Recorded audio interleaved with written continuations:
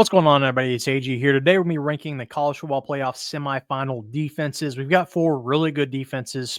I've done the offensive rankings. I've done the power rankings. I've done the head coach rankings. So we're on to defense. And with how the offensive rankings looked, you can kind of tell as far as points per game, stuff like that, that these teams really got here by playing outstanding defense. So we've got 4 really good defenses. Let's go ahead and get into it. Coming in number 4, we've got Notre Dame Fighting Irish, 13.6 points per game. 295.6 yards per game. Stat-wise, all right, really good stats here. Number 2 in points per game and number 1 in completion percentage allowed. So really good pass defense.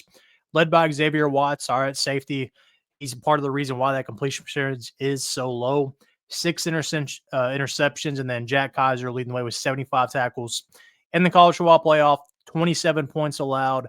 Now, the reason they're at number 4 is just because these other defenses are really good as well. Now, Notre Dame is more of a defensive-heavy team, run the ball, play good defense. That's their motto, and they've done a really good job so far this season. And this, besides number 1, 2 through 4 could really flip anyway. Coming in number 3, we've got Penn State, 15.8 points per game, 288.8 yards per game.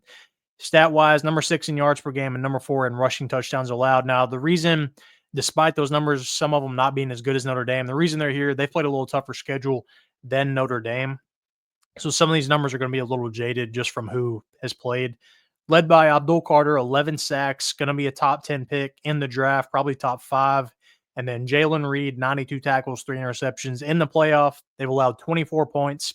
Now, again, the reason they're at number 3 instead of Notre Dame, mainly just because, you know, the way they play, the teams they play in the Big Ten, it's going to be tougher. They're not going to play the toughest competition, talking about Notre Dame, in comparison to week in and week out in the Big Ten. Now, a little different here. Penn State gives up a little more through the pass.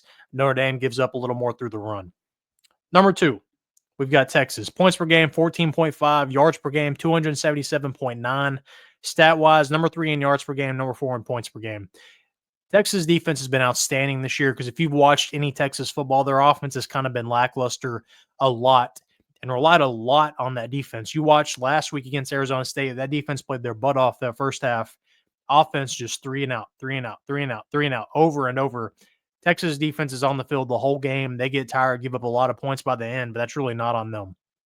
Led by Anthony Hill with 107 tackles, and then Jahdae Barron with 5 interceptions, 11 pass breakups. They've got multiple players with 5 interceptions. Their secondary is outstanding this year. Multiple ball hawks all over the place. In the playoff, they've given up 55 points. Now, the reason they're at number 2 instead of number 1 is really they just lack a pass rush. Defensively, you know, they can cover with the best of them. They can actually stop the run pretty well, but their pass rush is just kind of lacking, and number 1 just hits on all places. Coming in number 1, Ohio State, 12.1 points per game, 244.6 yards allowed. Reason they're number 1 is right here, stat-wise. Number 1 in points per game, number 1 in yards per game. Doesn't get any more simple than that. Led by JT Tuimoloa, 10 sacks, and Jack Sawyer with 8 sacks, not to mention Caleb Downs, Denzel, Burke in the secondary. They've got guys that can pass rush with these 2. They got guys that can clog it up in the middle and stop the run. They've got linebackers flying all over. They've got guys in the secondary. They've only given up 38 points in the playoff, but they've played a little more high-flying offenses than the other teams have. But Ohio State comes in number 1. They've got guys all over the place on offense and defense. This team should be the favorite to win the national championship. But this is how I would rank the defense. How would you rank them? Let me know down in the comment section. Make sure to like this video and subscribe.